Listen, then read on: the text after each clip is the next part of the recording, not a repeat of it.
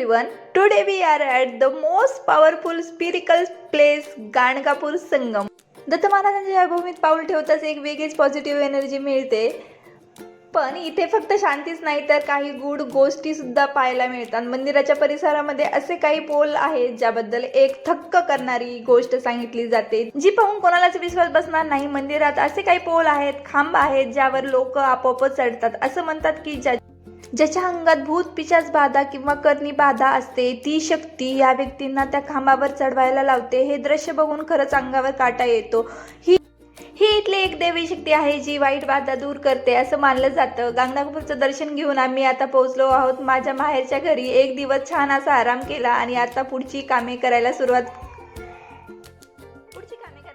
चला तर मग तुम्हाला छोट्याशा होम टूरला घेऊन जाते. हे बघा आमचं नवीन घर, सगळं पॅकिंग करून ठेवलं होतं, आता वरती शिफ्ट करून घेतलं आणि सगळं काही आमचं शिफ्ट केलं. चला नवीन घराची होम टूर करून घेऊया. इथून घरामध्ये एंट्री होते. हा आहे आमचा मोठा हॉल. किती मोकळी हवा आहे ना इथे. बघा समोर टीव्ही युनिट करायचं आहे, फर्निचर बाकी आहे बट लवकरच ते होणार आहे.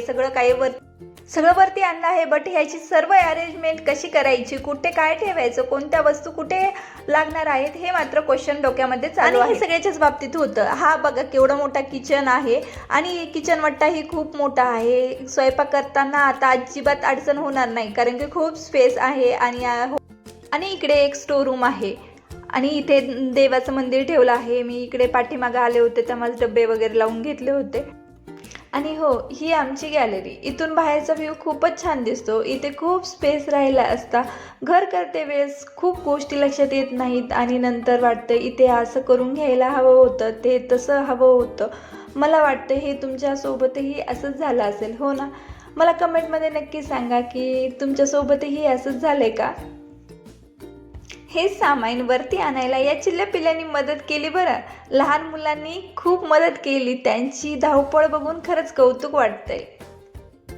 इथे आहे टॉयलेट बाथरूम आणि आता तुम्हाला दाखवते आजीची रूम आणि लगेच बाजूला विजूची ही रूम दाखवते. अँड या रूमला अटॅच टॉयलेट आणि बाथरूम ही आहे इकडे.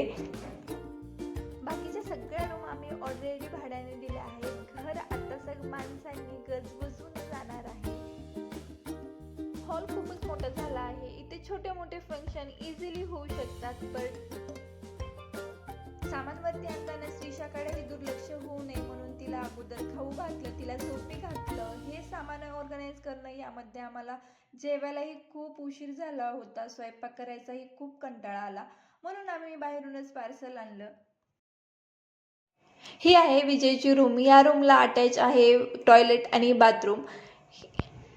आणि आता थोडंसं वाईट वाटतं पण खूपच रडायला आलं बिकॉज जाताना श्रीषाची बोटं गाडीच्या विंडोच्या स्लाईडमध्ये गेली होती एवढं. आणि हा ब्लॉग कसा वाटला मला कमेंटमध्ये नक्की कळा. लाईक करा, शेअर करा, सबस्क्राईब करा. सो बाय, भेटू नेक्स्ट व्हिडिओमध्ये. आणि मामाने श्रीषाला इथे फ्रुटी घेऊन दिली होती तर तिच्या चेहऱ्यावर खूप छान अशी स्माईल आली होती. तर भेटू नेक्स्ट व्हिडिओमध्ये. बाय.